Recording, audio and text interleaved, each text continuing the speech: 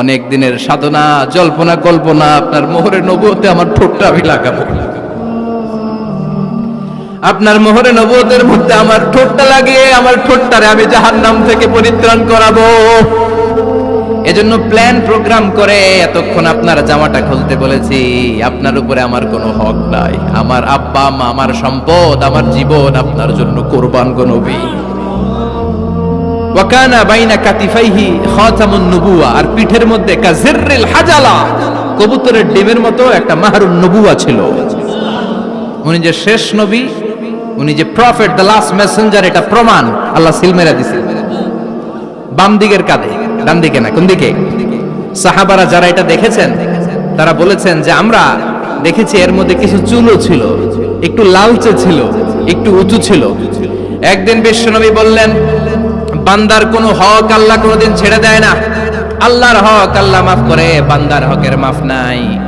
যদিও আমি নবী, আমার উপর যদি কোনো হক থাকে বলো, আমি দিয়ে দেব।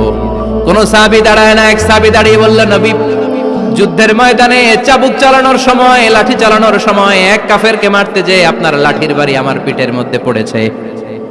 আপনি যেহেতু এই কেসাসটা আদায় করতে চান, আপনার পিঠে আমি লাঠির বাড়ি মেরে এটারে শোধবোধ করে দিতে চাই।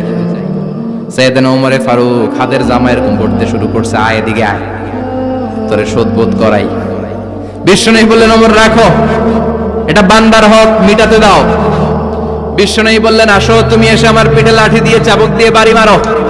সাহাবী বলে, ও নবী, তখন দুর্ভিক্ষের সময়ের যুদ্ধ ছিল, আমাদের গায়ে জামা ছিল না। যখন আপনি আমার চাবুকটা পিঠের মধ্যে মেরেছেন, আমার পিঠে তখন জামা ছিল না।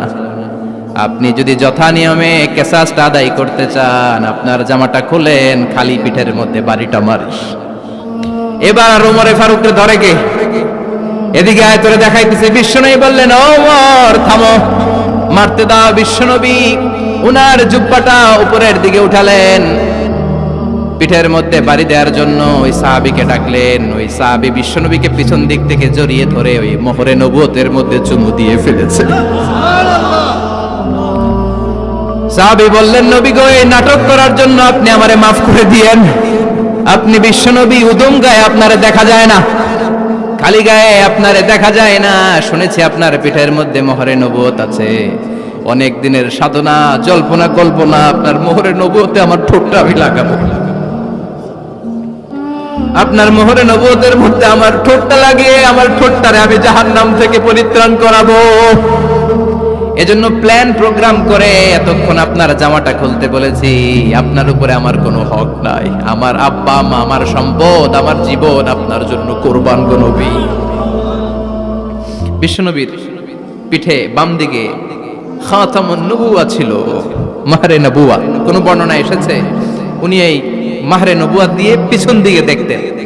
বিশ্বনবী যখন নামাজ পড়তেন উনি বলতেন, ইস্তাকিমু ওয়া'তাদিলু ইয়ারহামুকুমুল্লাহ, কাতার সোজা করো, ফাঁকা জায়গা বন্ধ করে দাও, কারণ আমি সামনে যেমনি দেখি পেছনেও তেমনি দেখি। অনেকে বলেন বিশ্বনবীর পেছনে দেখতেন এই মাহরে নবুয়তের জায়গাটা দিয়ে। এটা ছিল বিশ্বনবীর behind CC camera, behind close circuit camera. আল্লাহু আকবার। বিশ্বনবী ছাড়া কোন নবীর পিঠে এরকম মাহরে নবুয়া ছিল নাকি? কথা বলেন। এজন্য ওই নবীরে গালি দিলে সহ্য হয়? কথা বলেন, সহ্য হয়? আবিয়াদুল ইবতাইন, বগল ছিল শুভ্র সাদা। আমাদের বগল কি সাদা? দুর্গন্ধ, কুৎসিত, কালো, তাই না? বিশ্বনবীরটা কালো? কথা কন, শুভ্র সাদা। আমরা দোয়া করি এভাবে। বিশ্বনবী মাঝে মাঝে দোয়া করতে করতে, বৃষ্টির জন্য যখন দোয়া চাইতেন, আরাফার ময়দানে যখন দোয়া চাইতেন, দোয়া করতে করতে হাতটারে উপরের দিকে করতেন। সবাই এরকম হাত তোলেন, সবাই হাত তোলেন। বিশ্বনবী মাঝে মাঝে আবেগের চোটে এইখান থেকে হাতটা এই জায়গায় নিয়ে যেতেন। সুবহানাল্লাহ। বিশ্বনবী যখন হাত আবেগের চোটে উপরের দিকে উঠাতেন, বিশ্বনবীর বগল দেখা যেত। সাহাবারা বলতেন, হাত্তা ইউরা বায়াদু ইবতাইহি, এই সুযোগে আমরা দেখতাম ওনার বগলটা ধবধবে সাদা, কোনো দাগ ছিল না। মুস্তাওয়াল জাবিন, প্রশস্ত ললাট ছিল। আসাম্মুল আনফ, খাড়া নাক ছিল। বিষ্ণুবীর নাক কিন্তু বোচা ছিল না, এরকম চ্যাপটা নাকরে আপনারা কোম্পানিগঞ্জে কি বলেন? চাকমা। কি নাক?